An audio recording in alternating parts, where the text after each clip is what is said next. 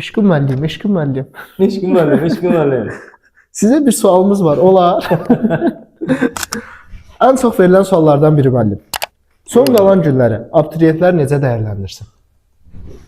Bax, buna baxıram. Bu qədər burada izah, bu qədər üslubla bağlı, nə bilim, qrammatika ilə bağlı. Otursunlar bir-bir baxsınlar. Ciddi reklam gedir. Mən son qalan günlər xüsusilə çox dəyərli, həqiqətən çox önəmli günlərdir. Keçmiş vaxtlardan indiyə qədər baxanda görürəm ki, bəzən oturub son 15 gün, 20 gün həqiqətən ciddi cəhdlə çalışan uşaqlar olubdur ki, yəni 70-i keçərsən deyəcəyim şagirdlər, gəlib 90-95 plus nəticə yığanlar olub.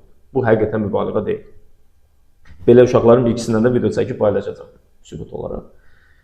Mən abituriyentlərin demək olar ki, hamısına bir cədvəl hazırlayıb atmışam. Hətta sizinlə bərabər hazırlamışdıq. Səhər-səhər yuxudan qalxmaqdan tutmuş, ta ki, gecə yatmaq vaxtına qədər. İndi düz deyir, uşaqlar soruşuram, neçədə yatmışam, 4-də yatmışam, 5-də yatmışam. Məncə, gecə yuxusunu almaq çox önəmlidir ki, gün boyu aktiv olmaq lazımdır, enerji yerində qalması lazımdır ki, o vaxtı dəyərləndirəsən.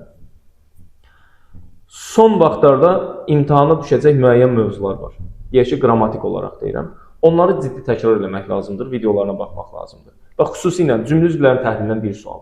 Fonetika ümumilikdə xüsusilə fonetik təhlil bir sual. Nitq hissələrinin ümumi sintezi bir sual. Feildən, xüsusilə feili bağlamadan çaşdırıcı suallar salırlar, bir sual.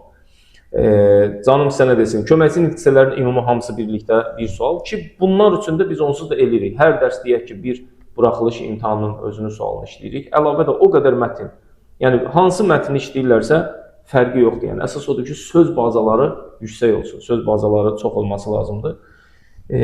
Buraxılış imtahanında düşən əsas suallardan biri də ki, hər hansısa bir sözün qarşısında işarə verilir və bu sualın sözün mənasını soruşurlar. Yəni, bu tip suallar da var. Başqa da nə etmək lazımdır? Çalışmaq lazımdır. İmtahanın vaxtına 10 gün, 15 gün qalır. 10 gün, 15 günü dəyərləndirməkmi, yoxsa imtahandan sonra ağıllanıb peşman olmaq?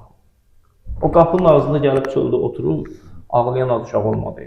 Mənim həqiqətən o qədər peşmanam. Kaş ki dəyərləndirərdim. İndi hal-hazırda biz o söz deyirik şagirdlərə, bəlkə də çox üçün şablondur. Utopiyadır ki, belə şey eləmək olar, bil ki, hansısa yazacaq da, amma elə deyil. İmtahandan sonraki peşmanlığı insan öz-özünü bağışlayır. Yəni illərdir, 16 ildir görürəm bu cür şagirdləri. Belə, çalışmaq lazımdır. Çox sağ olun. Nuş olsun.